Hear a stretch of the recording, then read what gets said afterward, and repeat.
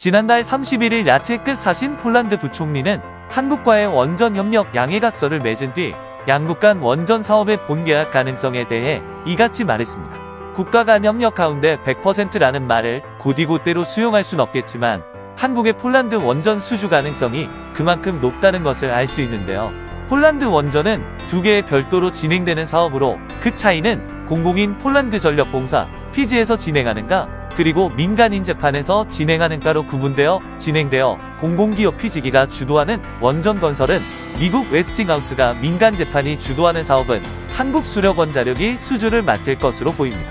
이는 폴란드의 큰 그림이었는데요. 폴란드의 에너지 전문 포털 Y송이 나피 해치에는 지난달 세계 각국의 원자력 발전소 건설 역량평가 보고서를 작성하였습니다. 당시 한수원은 자금 조달 능력과 기술적 신뢰도에서 프랑스, 미국을 큰 점수로 제치며 종합 1위를 달성하였는데 그 가운데 한 가지 항목에서는 미국에 비해 뒤처졌는데 바로 정치적 이점 분야였습니다. 러시아의 우크라이나 침공으로 인해 미국과의 협력이 중시되고 있다는 점에서 미국 웨스팅하우스는 높은 점수를 받았는데요. 즉 폴란드 원전에서 국가 주도 파트는 미국과의 협력을, 민간 주도 파트는 한국과의 협력을 통해 정치적, 경제적 이득을 모두 취하겠다는 큰 그림인 것을 알 수 있습니다. 머리 좋아 야무지게 일 처리를 진행하고 있는 폴란드는 호음투너프 지역에 운영 중인 발칸화력 발전소를 폐쇄하고 이여부지의 원전을 지을 계획입니다.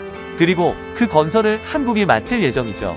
1400메가와트급 원전을 최대 4기까지 설치할 예상으로 그 규모만 40조 원에 이를 것으로 보입니다. 최근 사업자가 선정된 이집트의 일다파 원전 4기의 사업 규모가 총 300억 달러, 42조 원에 달했죠. 폴란드뿐만 아니라 체코 역시 한국과의 원전 동맹을 재확인하며 한국의 유럽 두 번째 원전 수출 성사 여부가 주목되고 있는데요. 주한 체코 대사관에 따르면 드로브짝 차관은 지난달 16일 구스타브 이슬람의 치카 주한 체코 대사와 싱고리 6호기를 방문했는데 이는 한국형 원전인 LAP 1400의 노명으로 한수원이 체코 신규 원전으로 입찰할 LAP의 청구와 같은 계열이었습니다. 주한 체코 대사관은 공식 성명에서 한국은 체코와 가장 긴밀한 협력을 맺고 있는 국가라고 밝히기도 하였으며 체코 원전 사업은 듀크바니 지역의 1200메가와트 이 한글 가압경 수로용 항구를 건설하는 약 8조 원 규모의 프로젝트입니다. 전 세계가 탈원전을 외치던 지난날과 달리 급작스럽게 원전붐이 불고 있는데 그 이유는 전 세계가 긴박한 에너지난을 맞고 있는 가운데 원전 말고는 다른 대안이 없기 때문입니다. 우크라이나 전쟁과 전 세계적인 인플레이션으로 심각한 에너지 위기에 빠진 유럽이 겨울을 맞이하며 혹독한 고통을 체감하기 시작하고 있는데요. 전쟁이 시작된 뒤 미국과 유럽연합은 러시아에 대해 경제 제재를 가했고 러시아는 보복으로 유럽에 대한 에너지 공급을 줄여왔습니다. 이 겨울이 다가오자 그 여파가 서민 생활에 영향을 끼치기 시작했죠. 유럽의 각 전력회사들은 요금 폭탄을 맞을 수도 있다고 경고문을 직접 발송하기도 하였습니다. 독일 매체 모르겐포스트 보도에 따르면 올해 에너지 요금을 2011년보다 50% 정도 상향 조정할 것이라고 했는데요.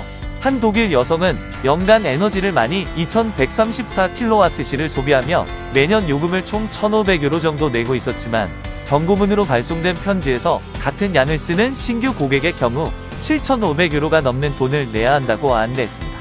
연간 1,000만 원에 달하는 금액을 전기료로 지불해야 한다는 말이죠. 상황이 이러자 독일에서는 전쟁이 아닌 전기료로 죽게 생겼다며 정부의 에너지 정책에 대한 비판의 목소리를 내고 있습니다. 얼마나 심각한 상황인지는 예를 보면 알 수 있는데요. 스웨덴의 10대 환경운동가 그레타 툰베리는 독일이 원전 가동을 중단하고 석탄 사용을 늘리는 것은 실수라고 발언하기도 하였습니다. 그동안 원전을 이용하겠다는 정책을 수정하고 친환경 에너지를 고수하려던 툰베리의 머리도 봉합시켜줄 만큼 에너지난이 극심하다는 것을 반증하는 것이죠. 이에 올라프 슐츠 독일 총리는 올해 연말 가동을 중단하기로 했던 원자력 발전소 3곳을 내년 4월 중순까지 계속 가동하기로 결정하기도 했는데요. 유럽의회도 기조를 바꿔 원전을 지속 가능한 텍스노미에 포함하기로 하면서 원전이 친환경 사업으로 규정돼 유럽 각국이 활발하게 투자할 수 있게 되었습니다. 즉 전 세계 최고의 기술력을 갖고 있는 한국원전의 전성기가 시작될 전망이죠. 세계적인 환경운동가 마이클 셸런버그는 자연 환경에 의존하는 신재생 에너지는 안정적인 수급이 어렵다. 원전 하나와 맞먹는 전력을 태양광으로 생산하려면 400배나 넓은 땅이 필요한데 탄소 배출을 줄이는 가장 현실적인 방안은 원자력 발전이라면서 환경을 생각한다면 한국과 같은 나라가 세계 곳곳에 원전을 지어야 한다고 하였습니다. 마이크로소프트 창업자 빌 게이츠는 대한민국 원자력 전문가 장수는 카이스트 명예교수를 미국으로 초청하면서 다음과 같이 말했는데요. MS에서 물러나 자선사업을 하다 보니 일상생활의 전기가 무척 중요하다는 것을 느꼈고 전 세계에서 한국의 전기료가 가장 저렴한 것을 알 수 있었는데 에너지 자원이 하나도 없는 나라에서 전기를 싸게 공급할 수 있는 이유를 확인했더니 원자력 기술이 있었다라고 하였습니다. 최근에 원전 사업 가운데 안전성, 효율성, 경제성, 상업성까지 모두 겸비한 수용, 원전 시장에서 한국의 독보적인 실력이 주목받고 있습니다. SMR은 300MW 이하의 원자로를 말하는데요. 증기 발생기, 냉각제 펌프가 흡기 등 주요 기기를 하나의 용기에 일체화해 대형 원전 대비 100분의 1 수준으로 작고 뛰어난 안정성도 갖고 있습니다. 거기에 도심 외곽 선박 등 다양한 지역에 건설할 수 있는 것도 강점인데요. 특히 대한민국의 세계 1위 분야인 조선과 원전, 에큐라, 부유식, 소형 원전 CMSR이 한국의 100년 미래를 책임질 산업으로 급부상하고 있습니다. 최근 삼성중공업이 2016년부터 수형화된 원전 설비를 바다에 띄우는 작업에 돌입하였습니다. 덴마크 수용 원자로 개발업체인 사이보그와 함께 부유식 원자로를 건설할 계획인데요. 세계적인 수용 원자로 업체인 덴마크의 시버그는 최근 한국을 방문했는데 당시 트롤 세션 피크 15개 대표는 한국을 손에 꼽히는 원자력 최강국이라며 확실히 다르다. 특히 UAE에 수출하는 등 원전 경쟁력이 매우 강한 나라다. 우리가 SMR에 도전하면서 과연 이걸 같이 할 수 있는 나라가 어디일까 고민했는데 바로 한국을 떠올렸고 지금 여기 와 있는 이유라고 강조했습니다. 그러면서 최강의 원전과 선박 기술을 보유한 나라는 한국밖에 없다고 못 받았죠. 그런데 왜 굳이 바다 위에 원전을 띄우는 것일까요? 우선 바로 이동이 가능하다는 점 때문입니다. CM에서를 연안을 항해하면서 전기가 필요한 해안도시 어디나 대규모 전력을 손쉽게 공급할 수 있습니다.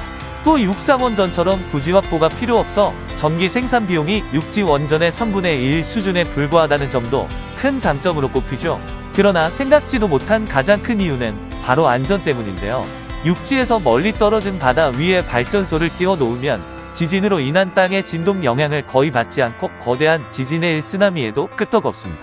이렇게 말씀드리면 아니 쓰나미가 바다에서 시작되는데 선박이 더 위험한지 무슨 소리냐 하실 수 있겠지만 보통 쓰나미는 수심이 얕은 해안에 이르러 속도가 느려진 파도에 뒤이어 파도가 겹쳐지면서 엄청난 파도를 발생시키기 때문에 오히려 바다보다는 육지나 해안선이 쓰나미의 충격이 훨씬 크입니다. 보통 원전도 냉각수 공급을 위해 해안가에 지으니 쓰나미 피해 경계 1순위가 원전이죠. 이런 측면에서 CM메탈은 원자로에 이상이 생길 시 연료와 냉각제 역할을 하는 액체 용융염이 한순간에 그토록 설계돼 있다는 장점이 있는데요. 즉 물리적으로 스스로 고쳐야 되기 때문에 별도의 방벽이 불필요할 정도로 안전성을 갖추고 있습니다. 특히 바다 위에 떠 있다 보니 즉각적인 냉각수 주입이 원활히 이뤄질 수 있어 대형 사고를 막을 수 있는데요. 1986년 일어난 러시아 체르노빌 원전 사고나 지난 2011년 발생한 일본 후쿠시마 원전 사고는 냉각수 주입이 제대로 이뤄지지 않은 게 주요 원인이 되어 수소 폭발이 일어난 것입니다. 이같이 장점이 많은 유식 원전이지만 문제가 아예 없는 것은 아닙니다. 근본적인 선박 기술력이 꼭 필요한데요. 바다 환경은 육지보다 녹록지 않은데 해상, 악천후에 직접 노출되어 있고 만에 하나 사고가 발생하며 육지에서보다 대응력이 떨어질 수도 있습니다. 즉 원전 기술력보다 더 중요한 것은 선박을 안전하고 결함 없이 지을 수 있는 기술력이겠죠. 여기서 세계의 이목이 한국으로 집중되고 있습니다. 한국은 이미 부유식 천연 가스터미널 FX 한류를 세계에서 최초로 성공한 국가인데요. 지난해부터 FX 한류 발주량이 점차 늘고 있는데 현재까지 건조된 선박 모두 100% 한국산입니다. 천연가스보다 더 정밀한 관리가 필요한 부유식 원전이라는 점에서 심해세 선박을 제대로 지을 수 있는 나라는 대한민국 밖에 없다고 감히 단언할 수 있는 상황이죠. 문제는 제대로 질 기술도 없는 중국이 또 욕심만 가득 쳐서 부유식 원전 선박을 지으려고 한다는 것인데요. 일각에서는 아니 중국도 건조할 수 있지 한국만 만들란 법이냐라고 할 수 있지만 문제는 세계적 민폐국답게 군사적 용도로 전환하려는 움직임이 적발되고 있다는 것이죠. 중국이라 욕하는 것이 아니라 욕하고 보니 중국인 것입니다. 중국 국유원 전기업인 중국 핵에너지전력은 최근 저장전력 상황이 거성장난 조선 상하이전기 등 4개 기업과 자본금 10억 위원을 공동 출자해 중핵해양액 동력발전 유한공사를 설립했습니다. 이 회사의 주요 목적은 부유식 원전 선박을 건설하는 것인데요. 아예 대놓고 군사적 목표를 선포했습니다. 중국 핵전은 이 합작 기업이 해안 강국 건설과 1대1로 전략에 맞춰 군민 융합을 통해 선박 핵동력의 발전을 이끌게 될 것이라고 했는데요. 즉 전력이 필요한 남중국해나 보하이동 중국해 등 인공섬 군사기지로 이동해 전력을 공급한다는 것입니다. 주민들을 정착시키고 군사기지로 활용하는데 필요한 전력을 부유식 원전으로 대체하겠다는 것이죠. 역시 오늘도 중국이 중국했습니다. 이런 말이 있죠. 중국이라 쓰고 그냥 장난니까 읽지도 말자. LSM을 삼행시로 마치겠습니다.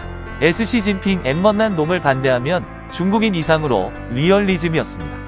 여러분의 생각은 어떠신가요? 현명하고 지혜로운 여러분의 의견을 지금 댓글에 남기세요. 감사합니다.